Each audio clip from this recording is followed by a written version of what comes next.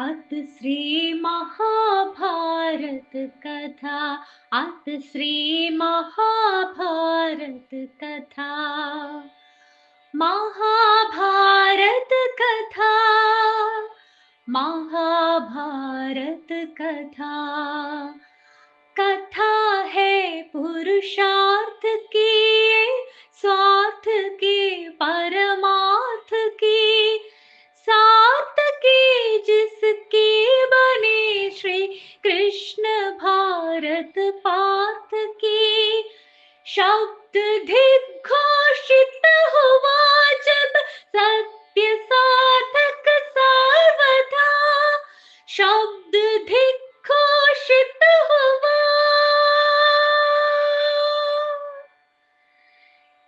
यदा यदा हि धर्मस्य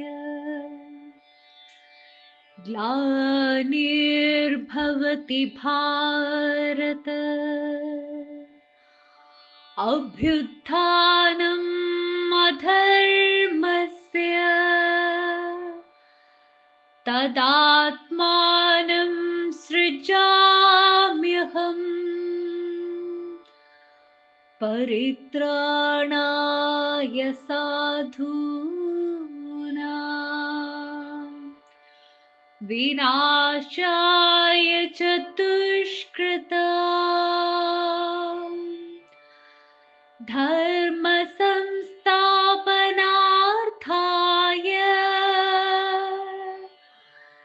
संभवामि युगे युगे।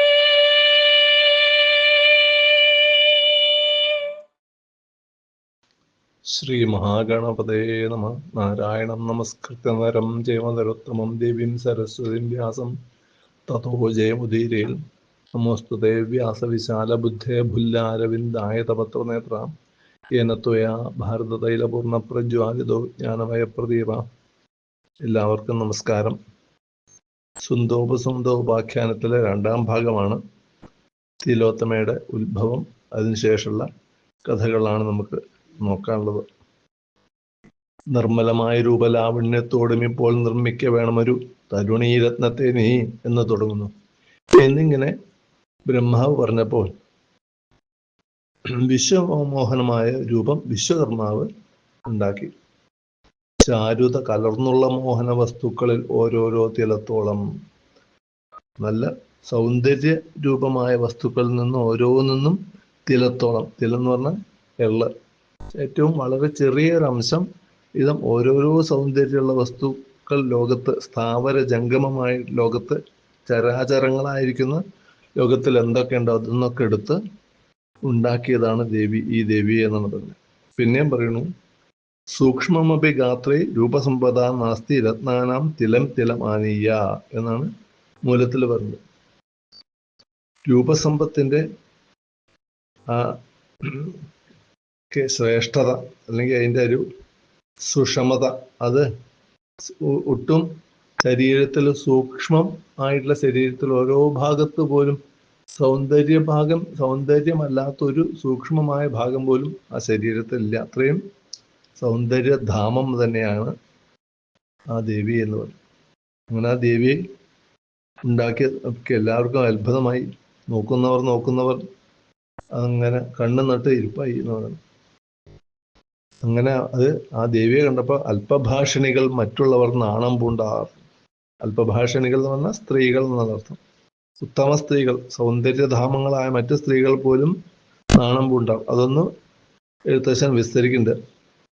ഉൽപ്പലോത്ഭവയായ ലക്ഷ്മിയും, മഹാലക്ഷ്മി, അതുപോലെ തന്നെ ശ്രീപാർവതി, കർപ്പൂര ശുഭഗാത്രി, കർപ്പൂരം മാതിരി ശുഭ്രഗാത്രി, വെളുത്ത സരസ്വതി ദേവി, രതീദേവി, ഇവരൊക്കെ, അതുപോലെ അപ്സര സ്ത്രീകൾ, അതുപോലെ തന്നെ സർപ്പഭൂഷണപ്രിയയാകിയ ഗംഗ, ഇവരൊക്കെ അസൂയ കൊണ്ട് മോഹിച്ചു പറയും ഈ ദേവിയുടെ സൗന്ദര്യം കൊണ്ട്. തന്നെയൊക്കെ സൗന്ദര്യം ഉണ്ടല്ലോ, അയ്യോ എന്നുള്ള മട്ടിൽ അങ്ങനെ അസൂയ കൊണ്ട് മോഹിച്ചു പോയി നടന്നു. ആണുങ്ങളാവട്ടെ, ആണുങ്ങള് ദേവന്മാരൊക്കെ നോക്കിയവര് കണ്ണ് എടുക്കണില്ല എന്നുള്ള അവസ്ഥയിൽ. അതിന് ചില ഉദാഹരണങ്ങൾ പറഞ്ഞു. ശ്രീ പരമേശ്വരൻ ബ്രഹ്മാവിന്റെ തെക്ക് വശത്താണ് ഇരുന്നിരുന്നത്. കിഴക്കോട്ട് നോക്കിയിട്ടാണ് ബ്രഹ്മാവ് ഇരിക്കണേ. ശ്രീ പരമേശ്വരൻ കിഴക്കോട്ട് നോക്കിയിട്ടാണ് അവിടെ ഇരുന്നത്. അപ്പൊ ഈ ദേവിയെ തിലോത്തമ എന്ന് പേരിട്ടു ബ്രഹ്മാവ്. എന്നിട്ട് പറഞ്ഞു, നീ പോയി നീയെ ഞങ്ങളെ രക്ഷിക്കാളൂ, ദേവഗണങ്ങളെ മുഴുവൻ. നീ വിചാരിച്ചാൽ ആ ഭീകരന്മായ അവര് ഞങ്ങളെ രക്ഷിച്ച് ഒരു സമാധാനം ഇവിടെ കൈവരുത്താൻ പറ്റൂ. നീ അവരെ പോയി പ്രലോഭിപ്പിക്കണം എന്ന് പറഞ്ഞ് അവരുടെ കാര്യങ്ങളൊക്കെ പറഞ്ഞു കൊടുത്തു.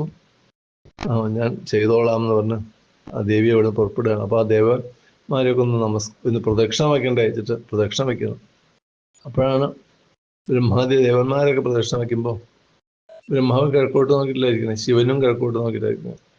അങ്ങനെ കിഴക്കെന്ന് അങ്ങനെ തുടങ്ങി ദേവി തെക്ക് വരെ എത്തിയപ്പോഴേക്കും ശിവന് തെക്ക് ഭാഗത്തൊരു തല ഉണ്ടായി എന്ന് പറയുന്നത്, ഒരു മുഖം ഉണ്ടായി.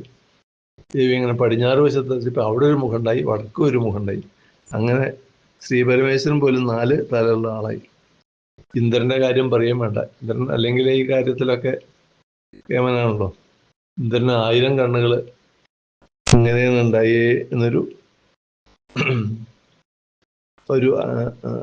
ഇതായിട്ട് അങ്ങനെ ഒരു കാവ്യ രൂപത്തിൽ അങ്ങനെ പറയുന്നു.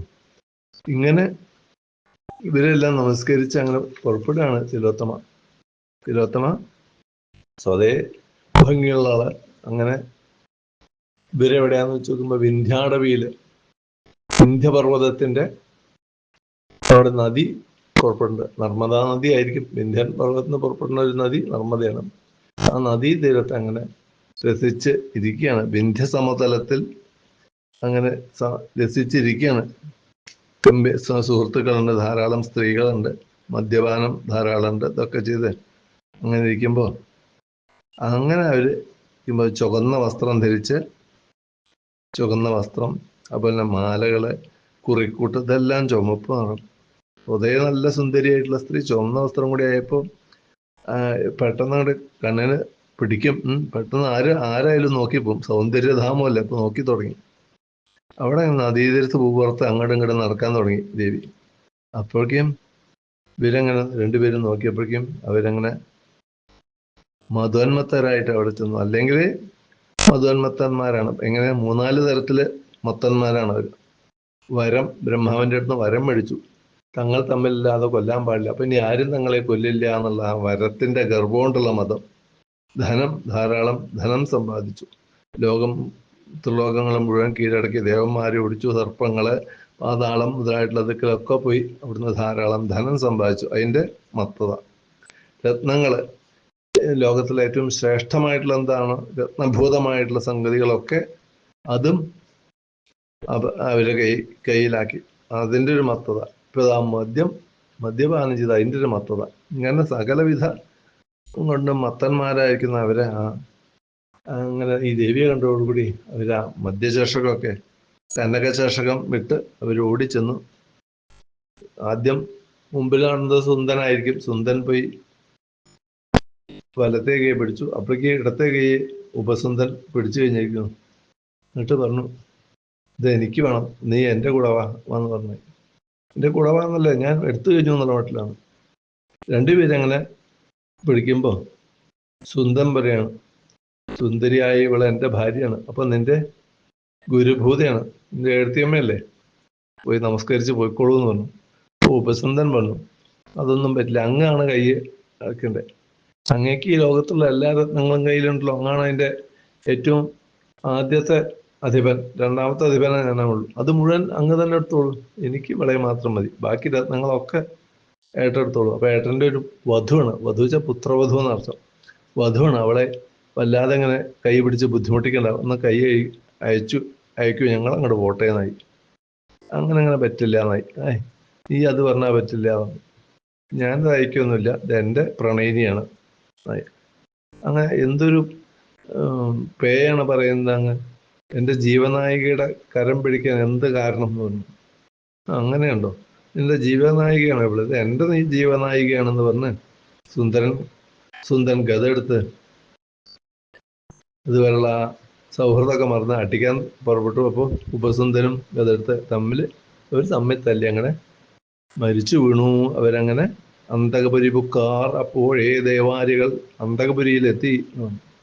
അപ്പോഴേക്കും ബാക്കിയുള്ള സജ്ജനങ്ങൾക്കൊക്കെ സന്തോഷമായി ഈ ഈ ലോകകണ്ടകന്മാരായിരിക്കുന്നവരുടെ ബുദ്ധിമുട്ടുകളൊക്കെ മാറിയല്ലോ എന്നായി. ഈ ഒപ്പമുണ്ടായിരുന്ന ആൾക്കാരെ പരിചാരകന്മാരൊക്കെ വേഗം തന്നെ അവിടുന്ന് രക്ഷപ്പെട്ട് പാതാളത്തിലേക്ക് പോയി. അങ്ങനെ ഇന്ദ്രാദി ദേവന്മാരൊക്കെ വന്നു, ബ്രഹ്മവും വന്നു, തിലോത്തമയ്ക്ക് അനുഗ്രഹിച്ചു. തിലോത്തമ ആദിത്യ ചേരാൻ ദേശാൻ എന്നാണ് മൂലത്തിൽ പറയുന്നത്. ഇവിടെ പറയുന്നു സൂര്യപഥം പ്രാപിച്ചാൽ താനും. മൂലത്തിൽ പറയുന്നത് അങ്ങനെ, ആദിത്യൻ എവിടെയൊക്കെ സഞ്ചരിച്ചു അവിടെയൊക്കെ നിനക്കും സ്വപഥ സഞ്ചാരം ചെയ്യാൻ അനുവാദമുണ്ട് പറഞ്ഞിട്ട് ആ ഒരു ആണ് കൊടുക്കുന്നത്. അങ്ങനെ തിലോത്തമ ദേവന്മാർക്കൊക്കെ സന്തോഷം ഉണ്ടാക്കിക്കൊണ്ട് ഈ ദേവന്മാർക്ക് വീണ്ടും സ്വർഗം തിരികെ കിട്ടി, നാഗന്മാർക്ക് നാഗലോകം കിട്ടി. അങ്ങനെ തിലോത്തമ കാരണം ഇതൊക്കെ ഉണ്ടാക്കിയതാണ്. അപ്പൊ ഇവിടെ നാരദൻ പറയാണ്, ഉപസുന്ദരും സുന്ദരും അന്യോന്യം പ്രഹരത്തിൽ നശിച്ചു. ഇതുപോലെ പാഞ്ചാലി വഴി നിങ്ങൾക്ക് കലഹം ഉണ്ടാവാതെ നോക്കണം. കനകം മൂലം കാമിനി മൂലം എന്നാണല്ലോ കുഞ്ചന്തൻ പേര് പറഞ്ഞേക്കണേ.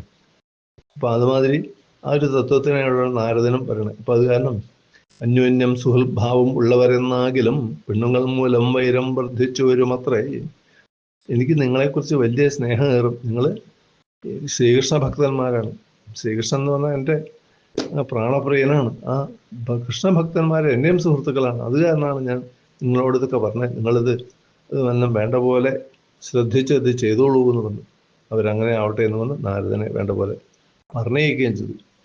അതാണ് പാണ്ഡവന്മാരുടെ ശ്രേഷ്ഠത. അവരതനുസരിച്ച് ചെയ്തു. അവർക്ക് ഭഗവാന്റെ അനുഗ്രഹം ഉണ്ടാവുകയും ചെയ്തു. പാഞ്ചാലി കൊണ്ട് അവർക്ക് കൂടുതൽ ഐക്യമാണ് ഉണ്ടായത് എന്ന് പറയാം. എന്താ അതിൻ്റെ ഒരു വേറൊരു തത്വം? പാണ്ഡവന്മാരുടെ രഹസ്യം എന്ന് വെച്ച് കഴിഞ്ഞാൽ ധർമ്മപുത്രർ, ധർമ്മത്തിന്റെ പ്രതീകം, ബലത്തിന്റെ പ്രതീകം ഭീമൻ, പരാക്രമത്തിന്റെ അർജുനൻ, സൗന്ദര്യത്തിന്റെ നകുലൻ, പാണ്ഡിത്യത്തിന്റെ സഹദേവൻ. അപ്പൊ പാണ്ഡിത്യവും ബലോ പരാക്രമോ എന്തും ധർമ്മത്തിൽ അധിഷ്ഠിതമായ അതിന് വിജയമുണ്ടെന്നാണ് കാണിക്കുക. ഈ 4 സഹോദരന്മാരെ ഏട്ടൻ പറഞ്ഞാൽ അതുപോലെ കേൾക്കും. അങ്ങനെയാണല്ലോ. ചിലത് ഏട്ടൻ പറഞ്ഞത് അവർക്കൊണ്ട് ഒട്ടും താല്പര്യം ഉണ്ടാവില്ല, ഇഷ്ടം ഉണ്ടാവില്ല. ഇതിലും ഏട്ടൻ പറഞ്ഞ മാതിരി കേട്ടു. അത് കാരണം അവർക്ക് സത്യവിജയം ഉണ്ടാവുകയും ചെയ്തു.